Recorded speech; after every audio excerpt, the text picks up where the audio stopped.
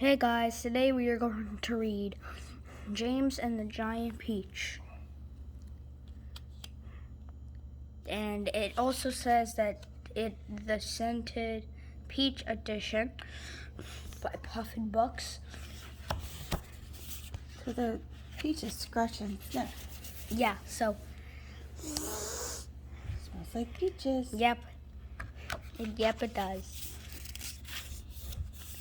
Let's get started. James and the Giant Peach by Ronald Dahl. This book is for Olivia and Tessa.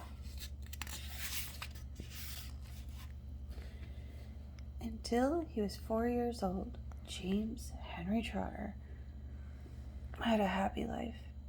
He lived peacefully with his mother and father in a beautiful house beside the sea. There were always plenty of other children for him to play with, and there was a sandy beach for him to run about on, and the ocean paddled. Hilton Head, that's what I was thinking of. Shh. Yesterday. And the ocean to paddle in. It was a perfect life for a small boy.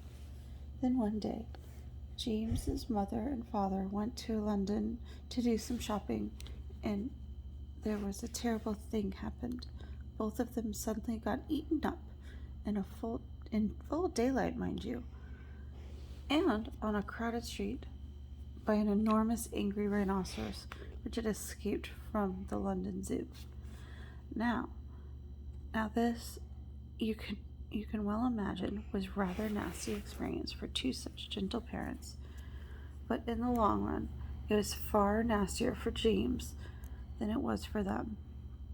Their troubles were all over in a jiffy.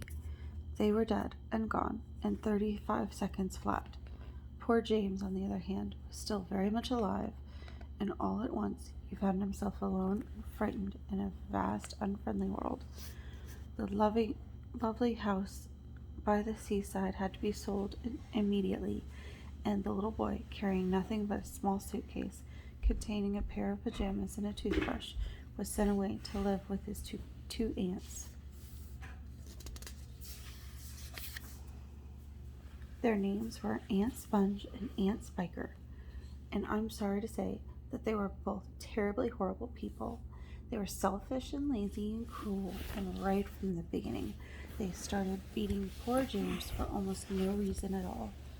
They never called him by his real name, but always referred to him as "you disgusting little beast," or "you filthy nuisance, you miserable creature." They certainly never gave him any toys to play with or any picture books to look at. His room was as bare as a prison cell. They lived, Aunt Sponge, Aunt Spiker, and now James as well, in a queer ramshackle house on the top of a high hill in the south of England. The house was so high that from almost anywhere in the garden James could look down to see for miles and miles across the marvelous landscape of woods and fields, and on a very clear day, if he looked in the right direction, he could see a tiny gray dot far away on the horizon, which was the house that he used to live in with his beloved mother and father. And just beyond that, he could see the ocean itself, a long, thin streak of blackish blue, like a line of ink beneath the rim of the sky. But James was never allowed to go down off the top of that hill. Neither Aunt Sponge or Aunt Spiker would ever be bothered to take him out herself, and not even for a small walk or a picnic, and he certainly wasn't permitted to go alone.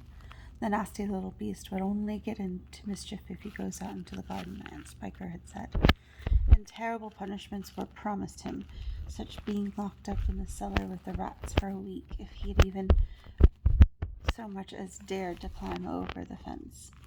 The garden, which covered the whole of the top of the hill, was large and desolate, and the only tree in the entire place, apart from the clump of dirty old laurel bushes at the far end, was an ancient peach tree that never gave any peaches.